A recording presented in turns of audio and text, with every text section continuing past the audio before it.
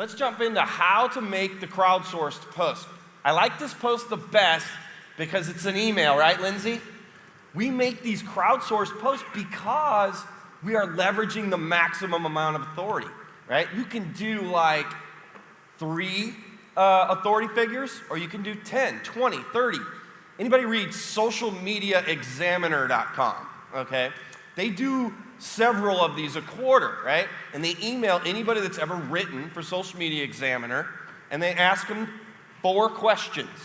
And they say, answer these 4 questions by this date, and then they create these crowdsourced posts, and they'll have 50, 60, 70 influencers on the same page, all with people that are geeks about social media, so you know they're going to all go out and share it. It's brilliant, right? You're hijacking that authority.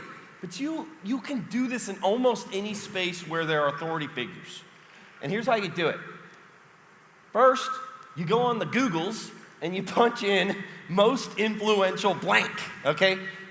No secret here, guys. They're going to be out there. You know why? They're influential, okay? You're going to find the influencers in lists like this. You know, top sales and marketing influencers. This might have been the process that Lindsay would use to find a bunch of sales influencers, right? Top influential sales trainers, or she might go on the Googles and type in top blogs on selling. Roland talked about a cool tool called Authority Spy that you can use to find authority figures.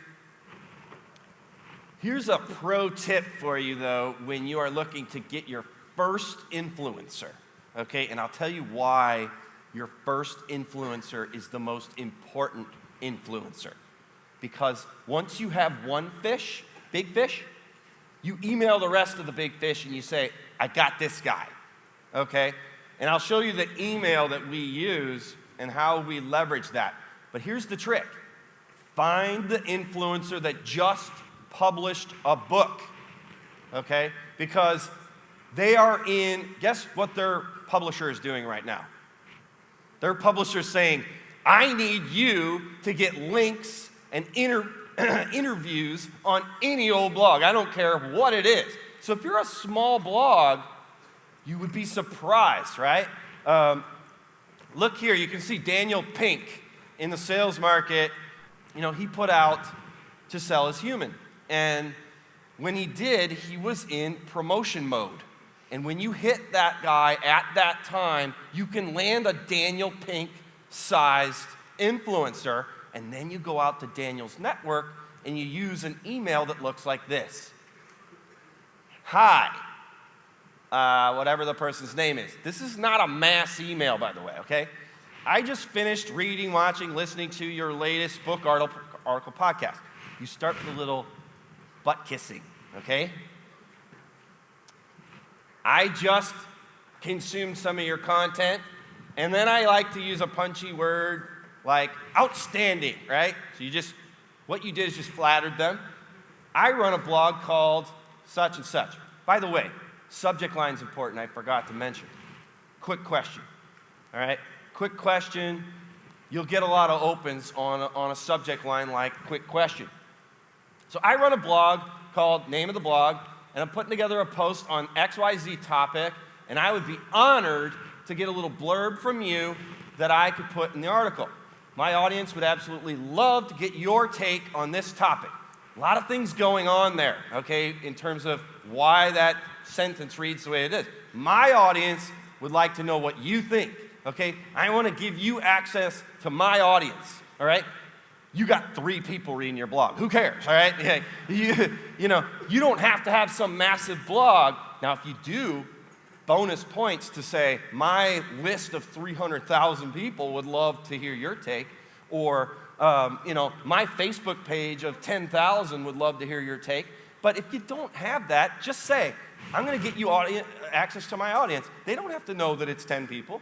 It's your mom, your sister, and, your kids, right, are reading your blog. But my audience would love to hear what you think.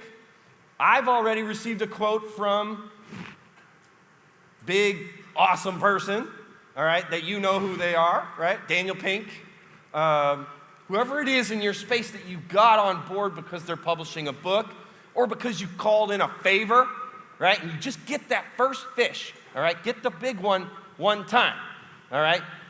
I've already received a quote from the big fish, and I'd appreciate it if you would participate as well. All of this is really professional, flattering, all right, but getting to the point pretty quick. Please reply if you're interested, and I'll shoot you the quick question.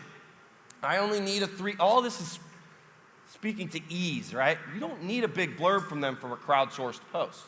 You just need 3 to 5 sentences, okay? And I just need 3 to 5 sentences, and then I'll link, of course, to your blog, podcast, book. I'm gonna get you a link, okay?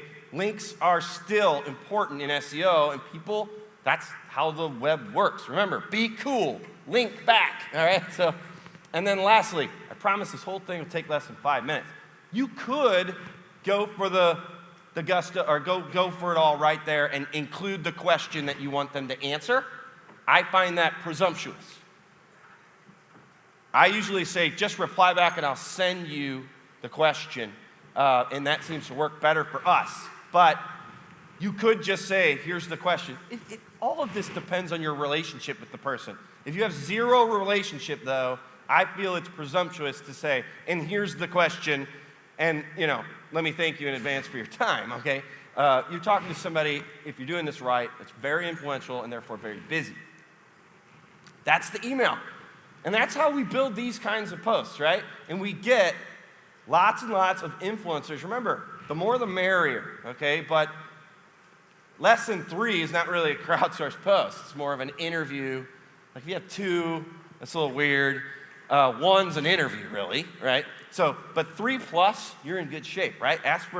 Maybe you ask for a little bit more content if you've only got 3. Try to get like 10. Look at the one on the right there. It's one of the most, one of the top performing posts at Salesforce was 10. How do 10 winning salespeople spend 15 minutes before a sales call? So we asked each one, I said, answer this question in 3 to 5 sentences. How do you spend 15 minutes before a sales call? Each one of them had a different response. Very good content, guys. Great content. Aggregate it together. Bonus again if you put their faces on there, but you don't have to do that, okay? I like putting the faces on there, all right? Looks nice. This is mind-blowing. It's the #1 conference to go to. You know, you look everywhere, it's just so exciting, it's so energetic, it's so lively, it's just an awesome, awesome experience. Useful, it's applicable. Just been amazing. Extremely exciting. These are the things that work. These are the companies that are changing the world. Motivating. Educational. Useful. Unbelievable. It's really jam-packed, chock full of stuff. The networking is awesome. Absolutely mind-blowing. A brainstorm and a mastermind. Electric. Groundbreaking stuff that hasn't really been done before. It's just cutting edge. It's definitely phenomenal. It's very practical and tactical. It's amazing. Fun, yes, I did use the word fun. Absolutely awesome. Come to traffic and conversions. I promise you they deliver every single time.